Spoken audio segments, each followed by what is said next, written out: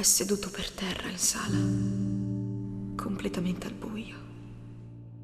Accendo la luce e lo guardo sospirando. Almeno so che sta bene. Alza lo sguardo. I suoi occhi sono orribili.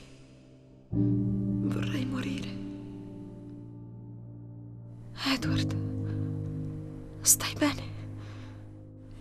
No. Risponde. Le lacrime iniziano a scendere. Si avvicina dolcemente e mi asciuga il viso delicatamente. Continua a singhiozzare impaurita come non mai. Dovresti scappare da me. Dovresti odiarmi. Dovresti lasciarmi.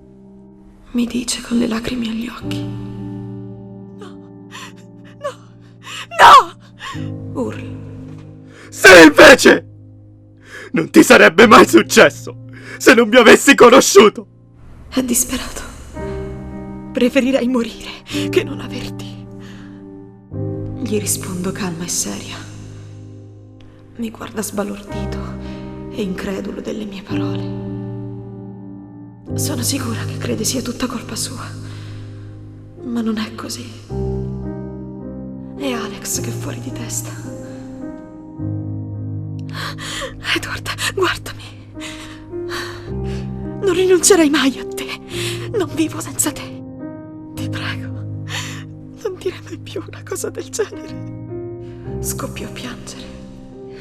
Non riesco nemmeno a farti ridere per un giorno intero.